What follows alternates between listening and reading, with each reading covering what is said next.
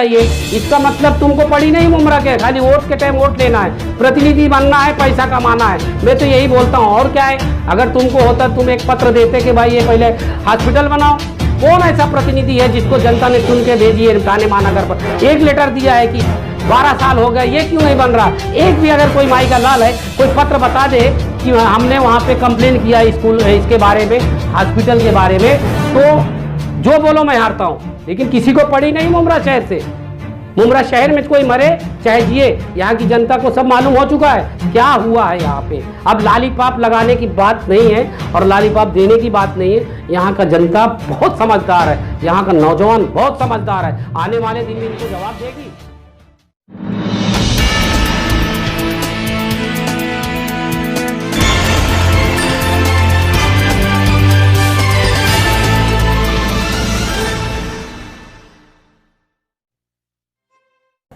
नमस्कार, आदाब। मैं मोइन शेख और आप देख रहे हैं मुमरा टाइम्स।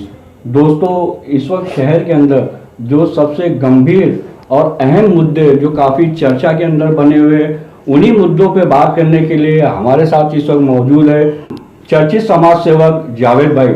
आइए उन सभी गंभीर मुद्दों पे उनसे बात करते हैं और उनका पक्ष जानने की कोशिश करते हैं। जावेद भाई, आपका स्वागत है हमारे न्यूज़ चैनल मुमरा टाइम्स में। सर, मेरा सबसे पहला आपसे जो सवाल रहेगा वो कब्रिस्तान को लेके, क्योंकि ये एक बहुत नाजुक और गंभीर मुद्दा है। आपको भी पता है कि जो कौसा ट्रस्ट का जो कब्रिस्तान है वो कई महीनों से बंद है। वहाँ पे मैयतें दफन करने का सिलसिला बिल्कुल से बंद है। और अभी कल ही की बात है, जो अमृतनगर परिसर के अंदर जो दरगाह ट्रस्ट का जो कब्रिस्तान था वो भी फुल हो चुका है। वहाँ मैयतें दफनाने की जगह नहीं है, उसको भी कल बंद कर दिया गया। अब ले दे के शहर के अंदर सिर्फ एक ही कब्रिस्तान बचता है, वो है कौसा MM अली का कब्रिस्तान। और ऐसी खबरें आ रही है कि कुछ दिनों के बाद उसको भी बंद कर दिया जाएगा।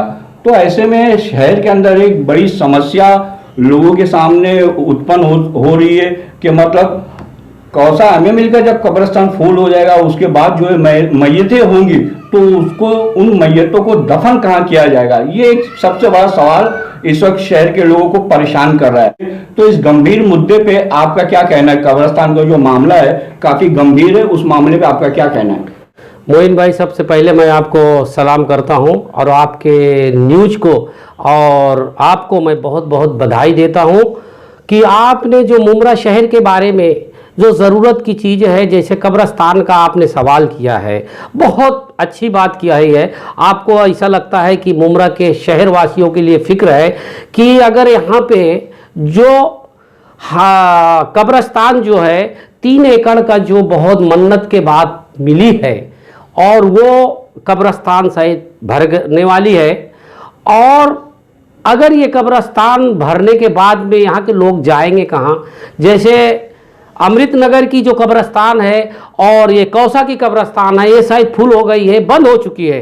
तो आप सवाल ये रहा जो आपने इस बारे में चर्चा कर रहे हैं, हर गली में हर समाज के लोगों से कर रहे हैं कि कब्रिस्तान के बारे में क्या होगा। तो कब्रिस्तान का मुद्दा ये है कि अगर जो 5 एकड़ का मित्तल ग्राउंड में जो पहले पास हुआ था, जो यहाँ के समाज सेवक, यहाँ के राजनेता, यहाँ के जो अच्छे लोग हैं उनको सब कुछ पता है, कागज भी है उनके पास।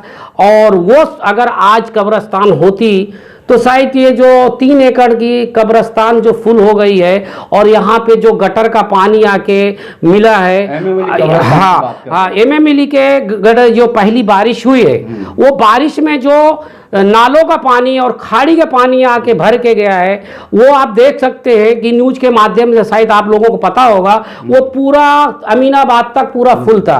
तो अब बहुत से लोग ये भी बता रहे थे कि जो कब्रिस्तान है MM अली का, उसमें हमारे मुर्दा लोग पानी में तैर रहे होंगे, इतना पानी भर गया था। तो बड़ा दहशत का माहौल है। आपको बता दूं जावेद, जो मैयतें दफन हो रही है इस वक्त उस कब्रिस्तान में MM अली के, तो उनकी बेहरुमती हो रही है। मैं तो आपको ये बताना चाहता हूं, जो कब्रिस्तान है, अगर कब्रिस्तान के यहाँ के प्रतिनिधि जिन्होंने जनता ने उनको वोट दे के जिताया और यहाँ का जो राजनेता है, माशाअल्लाह जो यहाँ का राजनेता है, उनको ये फिक्र होना चाहिए जो इंसानियत हुकूक है, सबसे पहले कब्रस्तान उसके लिए इनको मुहैया करना चाहिए।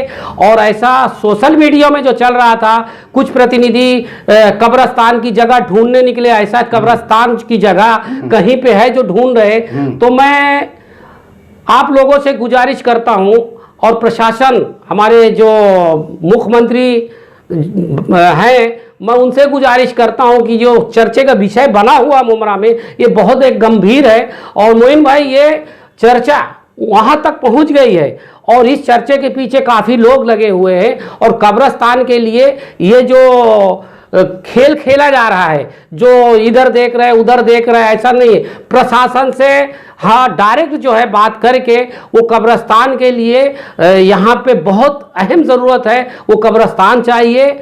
और मोइन भाई, आप जैसे लोग हैं कब्रस्तान के लिए जो मुद्दा उठा रहे हैं, ये बहुत बड़ी बात है और कब्रस्तान की जगह होना बहुत ज़रूरी है। आने वाले दिन में यहाँ के मुमरा में 15 लाख की आबादी कहाँ दफनाएंगे, किसके पास जाएंगे? और नौबत ये होगी ये मुमरा शहर के लोगों की कि तो लॉकडाउन जब से लगा लोग ऐसे ही परेशान है, जो जिंदा लोग हैं वो ऐसे ही परेशान है। लोगों के कारोबार बंद है, धंधा पानी बंद है, घरों में राशन नहीं है, उनको घरों में राशन नहीं है, जीते जी भी परेशान है, मरने के बाद भी परेशान है, मुर्दों को भी जगह नहीं है, जीते जी भी परेशानी है, मरने के बाद भी परेशानी। तो मतलब क्या आपको नहीं लगता कि जो यहाँ के जो सत्ताधारी पक्ष के नेता है, जो चुने हुए जनप्रतिनिधि है, इस गंभीर मुद्दे को लेके मतलब उनको मतलब आगे आनी चाहिए और भरसक प्रयास करना चाहिए ताकि ये कब्रिस्तान, जो कौसा का जो कब्रिस्तान है, उसके फुल होने से पहले कोई एक नया कब्रिस्तान इस शहर वासियों को मिल जाए। क्या कहना चाहेंगे आप इस पर? मोइन भाई, आपने जो कब्रिस्तान के बारे में आपने जो कहा है बहुत अच्छी बात है। तो मैं यहाँ के प्रतिनिधि और उन राजनेताओं से मेरी गुजारिश है कि अब ये जो कब्रिस्तान है फुल हो चुका है और चर्चा है कि कब्रिस्तान ढूंढ रहे हैं, तो मेरी गुजारिश है कि जल्द से जल्द कब्रिस्तान की कोई ऐसी जगह हो जहाँ ताकि यहाँ का मुमरा के लोगों को, रहवासियों को, जो मरने वाले वो अच्छा से कब्रिस्तान मिले। और मैं बार बार आप लोगों से, प्रतिनिधि और राजनेताओं से गुजारिश करता हूं कि कब्रिस्तान के बारे में आप लोग सोचें, क्योंकि ये बहुत ऊपर गंभीरता से विचार, हाँ गंभीरता से विचार करें और ये बहुत ज़रूरत की चीज़ है। और ये कब्रिस्तान के लिए यहाँ के लोग काफ़ी परेशान हैं। जावेद भाई, मेरा दूसरा सवाल आपसे टोरेंट को लेके है, क्योंकि टोरेंट का भी जो मामला इन दिनों शहर में काफ़ी गरमाया हुआ है, लोग परेशान है। जब से टोरेंट ने मुमरा कलवा के अंदर कदम रखा है, आए दिन बिजली की आंख मुचोली जारी है, 6-6, 8-8 घंटा लाइट नहीं रहती है, शहरवासी बिजली की आवाज़ ऐसे काफ़ी परेशान है। इसके अलावा बिल भी अधिक आ रहे हैं, जो बिजली उपभोक्ता है टोरेंट उनको ज़्यादा बिल भेज रहा है, उसको लेके भी लोगों के अंदर काफ़ी आक्रोश दिखाई दे रहा है शहर के अंदर। लेकिन अगर हम बात करें टोरेंट आने से पहले, जब टोरेंट यहाँ पे नहीं आई थी, तो यहाँ के जो सत्ताधारी पक्ष के नेता है वो टोरेंट के खिलाफ बड़ी बड़ी बातें करते थे, काफ़ी धरने प्रदर्शन किए उन्होंने, और उनका कुछ लोगों ने यहाँ तक कहा कि हम आने नहीं देंगे, अपनी जान दे देंगे। तो आज जब टोरेंट आ गई है और लोग परेशान है मुमरा कौसा के अंदर, तो क्यों नहीं है सत्ताधारी पक्ष के जो नेता है लोगों की मदद के लिए आगे आते? कहाँ छुप गए वो लोग? मोइन भाई, मैं आपकी बात से सहमत हूँ कि ये जो बहुत बड़ा गंभीर मुद्दा है मुमरा के लिए, लेकिन एमएससी बोर्ड जिस वक्त था उस वक्त इनका सड़ा हुआ सिस्टम था। वो सड़ा हुआ सिस्टम ये था कि इसके ऊपर ना कोई प्रतिनिधि ध्यान दिया, ना यहाँ का राजनेता ध्यान दिया। सिर्फ ये लोग अपनी राजनीति करने के लिए और बड़े बड़े धरना प्रदर्शन करते थे, और उसका नतीजा क्या हुआ, टोरंटो इधर आ गई। तो मैं आपको ये बताता हूँ कि हमारे धर्म में एक बार जब निकाह हो जाएगा, सुहाग रात मनाना ही पड़ता है। तो टोरंटो कंपनी को जब ये नेता लोगों ने लिख दिया, एग्रीमेंट कर दिया, तो वो आई। मैं टोरंटो कंपनी के जिम्मेदार को यह बताना चाहता हूं कि जो एमएससी बोर्ड चोरी कराई है पूरे मुमरा को, चोरी कराने वाला सबसे बड़ा चोर होता है, जनता चोर नहीं है। जनता को क्या मालूम पीडी क्या है? एक जगह में 1 लाख का बिल है, उस बिल को दूसरा आदमी दुकान लिया, उस बिल को पेंडिंग करके, वो जैसे शॉप नंबर 1 है तो कंप्यूटर में 1 पे वो मीटर नहीं मिलेगा कायदा में। तो यहाँ के जो अधिकारी थे वो कंप्यूटर में ए डाल के शॉप नंबर 5 डाल के बिल्डिंग का थोड़ा नाम ऊंचा नीचा करके वहां मीटर लगा तो अब वो लाखों का जो बिल है वो क्या तुम यहाँ की जनता से वसूलोगे?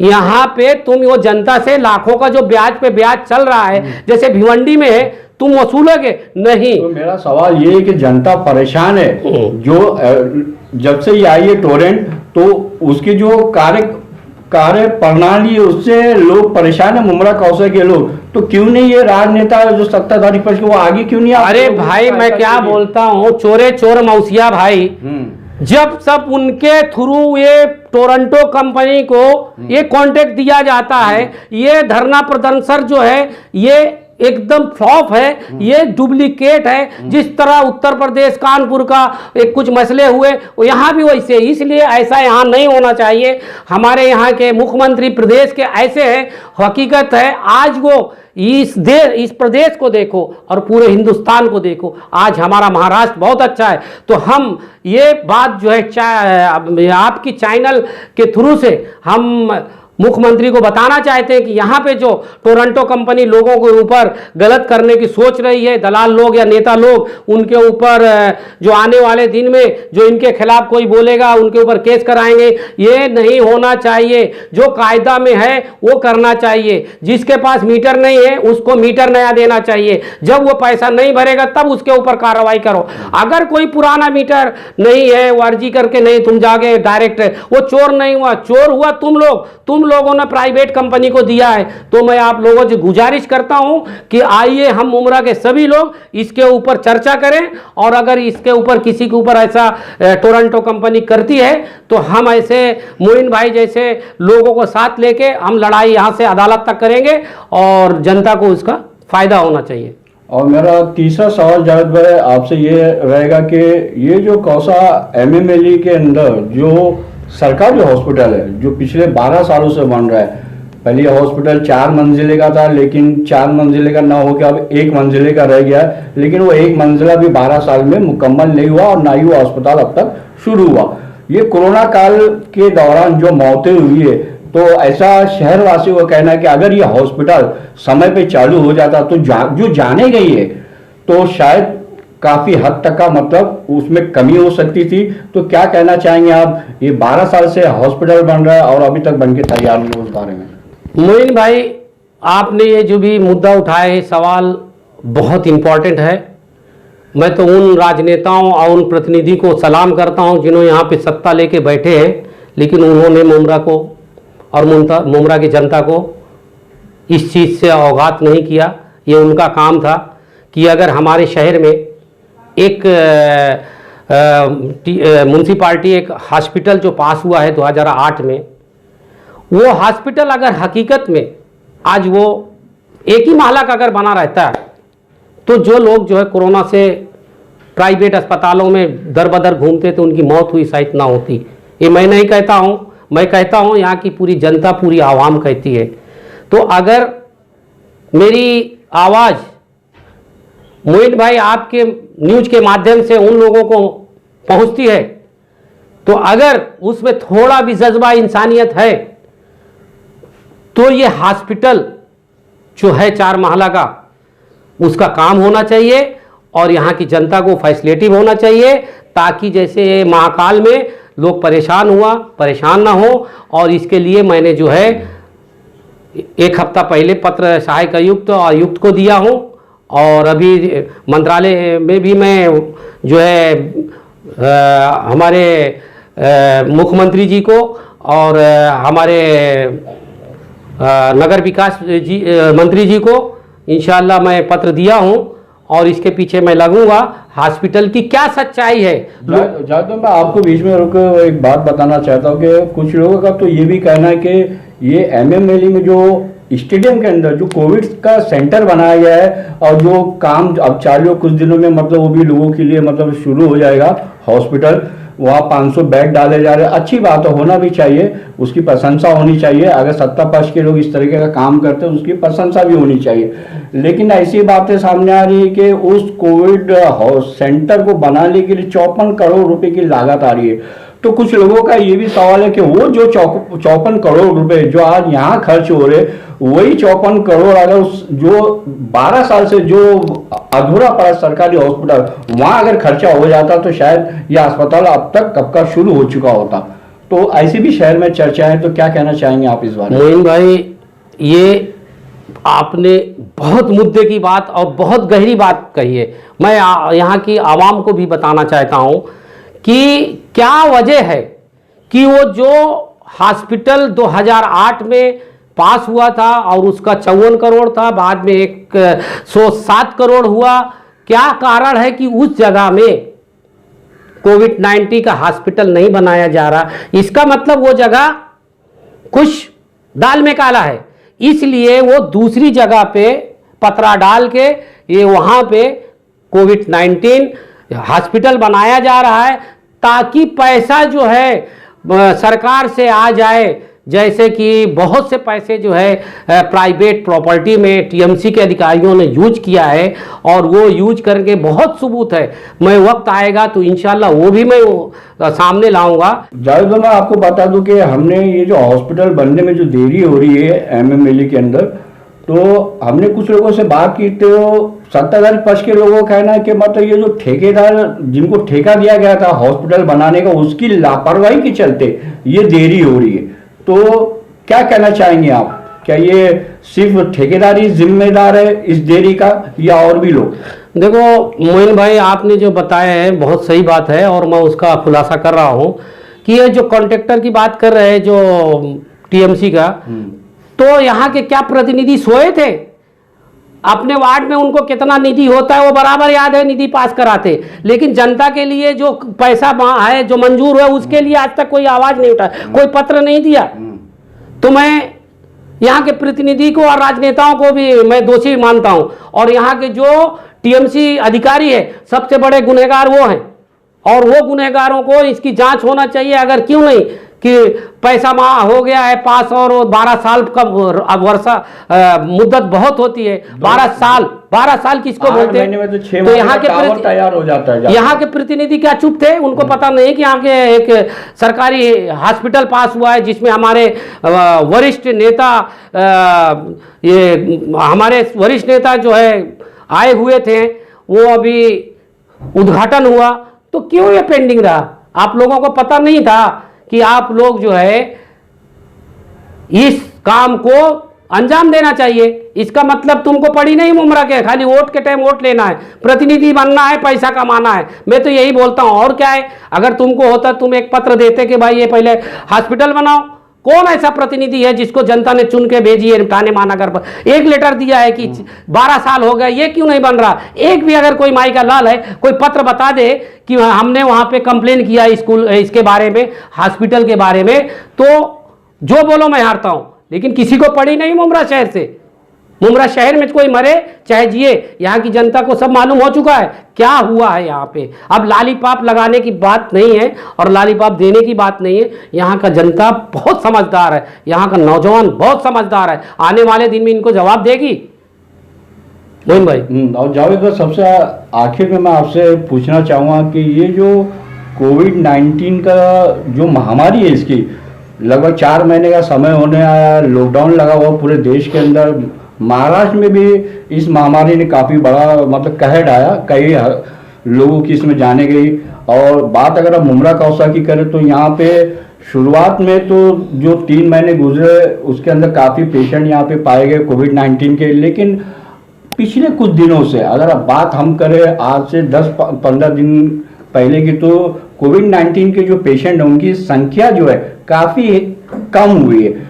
तो मुमरा के अंदर काफ़ी संख्या जो कम हो गई है कोविड-19 के पेशेंट की, उसके बावजूद भी टोटली लॉकडाउन लगा दिया गया। आप भी अच्छी तरह जानते हैं मुमरा कौसा एक गरीब तबके वाला शहर है जहां लोग रोजी रोटी के लिए वैसे ही परेशान थे। और इस दरमियान में ये कोरोना वायरस की महामारी और लॉकडाउन के चलते 4 महीने से उनका कारोबार बंद है, धंधा पानी बंद है, लोगों के घरे में खाने के वांदे हो गए।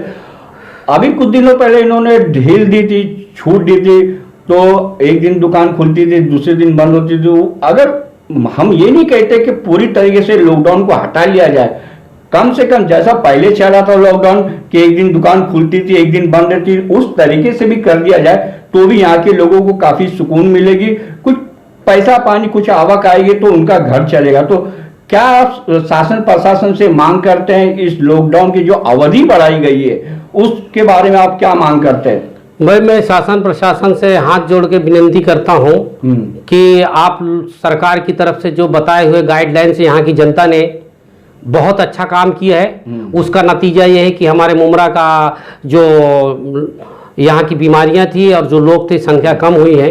बीच में ऐसा कुछ हुआ था कि जो दुकानें खोल दी गई थी वहाँ से कुछ लोग रिक्शा वाले जो भी गरीब थे उसमें चल रहे, तो उस वक्त हमने देखे पूरा इतना मरीज नहीं थे, स्टार्टिंग में मरीज बहुत थे। तो मेरी प्रशासन से ये गुजारिश है कि जो गरीब तबके के लोग हैं उनके लिए जो है कुछ लॉकडाउन में छूट होना चाहिए। और अभी जो तो बढ़ गया है 21 तारीख शायद बढ़ाए हैं 19 तारीख तक, उसके बाद में अगर प्रशासन या शासन बोलती है और बंद करो, ऐसा लगता है मुझे कि और बंद करो, ऐसा सुनने में आ रहा, तो मैं प्रशासन को मेरे तरफ से हाथ जोड़कर विनती करता हूं कि मुमरा के अंदर बहुत गरीब लोग रहते और उन गरीबों का आंसू पोंछने वाला यहाँ कोई नहीं है। सिर्फ 1 किलो जो है उसको राशन दे के फोटो निकालने वाले ज़्यादा है, लेकिन उनका आंसू पोंछने वाला नहीं है। जो लोग जो बेचारे मर गए 1.5 2 लाख रुपया 3 लाख रुपया भरे, वो अपना जेवर जाटी जो भी बेच के उन्होंने किए। लेकिन मैं नहीं चाहता हूँ कि अब जो बचे हुए हैं यहाँ के हमारी गरीब जनता, वो जनता के लिए कुछ आप जो रियायत करें। अगर ये लॉकडाउन 19 तारीख के बाद में है तो अगर सरकार की तरफ से बढ़ाया जा रहा है तो मुमरा के अंदर तो इतना ज़्यादा मरीज नहीं है, तो मैं उनसे गुजारिश करता हूं कि एक एरिया आज बंद करें, एक एरिया कम बनेगा जैसे बीच में हुआ। तो मेरी गुजारिश यही है, उससे शायद हमारे यहाँ जो गरीब लोगों को रोजी रोटी तो मिलेगा, और रोजी रोटी मिलेगा तो आदमी जिंदा रहेगा, नहीं मिलेगा तो वैसे ही मर जाएगा। तो मेरी प्रशासन से यही गुजारिश है कि आने वाले दिन लॉकडाउन में मुमरा की जनता के लिए ज़रा से सोचो। और मैं आपको मोइन भाई बहुत शुक्रगुजार हूँ जो आपने मुमरा शहर के लिए और मुमरा के जनता के लिए जो ये बड़ी बड़ी समस्याएं हैं, ये समस्याएं के लेकर इस बीमारी में आप घूम रहे हैं और सबको यहाँ की पूरी दास्ता बताते हैं। मैं आपका बहुत बहुत शुक्रगुजार हूँ और बहुत बहुत आपको मैं शुक्रिया अदा करता हूँ। अस्सलाम वालेकुम। तो दोस्तों ये थे मुमरा कौसा के चर्चित समाज सेवक जावेद भाई, जिन्होंने हमारे सभी सवाल चाहे कब्रिस्तान का हो, सवाल चाहे टोरेंट को लेके हो या फिर सवाल हॉस्पिटल को लेके हो, इन तीनों जो गंभीर सवाल है उसके बड़ी बेबाकी से हमारे सभी सवालों का जवाब दिया। और उन्होंने शासन प्रशासन से ये मांग की है, मतलब चाहे वो बात कब्रिस्तान की हो, अस्पताल की हो या फिर टोरेंट को लेकर हो, और वो सभी मामलों में उन्होंने यहाँ के जो शासन प्रशासन है और जो चुने हुए जनप्रतिनिधि है और यहाँ के मुख्यमंत्री जो है माननीय उद्धव ठाकरे साहब, उनसे भी अपील की है कि जो तीनों समस्याएं काफ़ी गंभीर समस्याएं हैं, इसके ऊपर सभी को ध्यान देना चाहिए। और क्योंकि यहाँ की जनता जो है यहाँ इन तीनों समस्याओं से काफ़ी हद तक परेशान हो चुके हैं, तो उन्होंने मांग की कि जो यहाँ के राजनेता हो उनको गंभीर विषय के ऊपर ध्यान देना चाहिए। कैमरामैन रिजवान शेख के साथ मैं मोइन शेख, मुमरा टाइम्स के लिए।